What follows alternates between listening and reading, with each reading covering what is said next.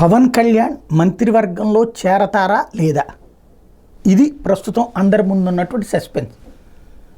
నా దృష్టిలో అయితే అంటే అక్కడ ఎలాంటి కమ్యూనికేషన్ లేదు.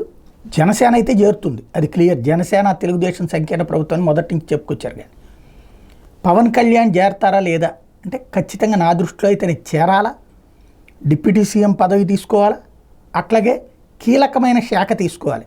అయితే నగరాభివృద్ధి, గ్రామీణాభివృద్ధి కానీ లేదంటే కనుక హోంశాఖ తీసుకుంటే, నన్ను అడిగితే హోంశాఖ తీసుకుంటే కరెక్ట్గా ఇవాల్టి సిచ్యుయేషన్లో ఆయన జెన్యూన్. ఎందుకంటే అటు తెలుగుదేశం వాళ్ళు విధ్వంసాలు, ఇటు వైఎస్ఆర్ కాంగ్రెస్ పార్టీ వాళ్ళు దాడులు చేస్తున్నారు కొన్ని చోట్లని ఈ పత్రికలు ఆ పత్రికలు రాస్తున్నటువంటి సందర్భంలో సరైనటువంటి శాఖ ఆయనకు హోంశాఖ.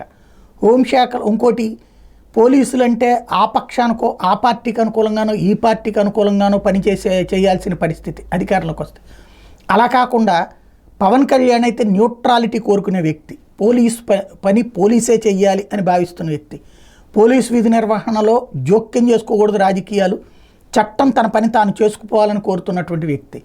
ప్రస్తుత ఆంధ్రప్రదేశ్ పరిస్థితుల్లో ఆంధ్రాలో శాంతి భద్రతలు అదుపులో ఉండాలి అంటే, పార్టీలకు అతీతంగా పోలీసులు పని చేయాలి అంటే ఖచ్చితంగా పవన్ కళ్యాణ్ హోంమంత్రి అయితేనే బెటర్ అని నేనైతే అనుకుంటున్నా. ఆయనకి ఆ శాఖతో కూడిన డిప్యూటీ సీఎం ఇస్తే బెటర్ అన్నటువంటి. మరి స్వీకరిస్తారా లేదా, ఏం తీసుకుంటారని చూడాలి.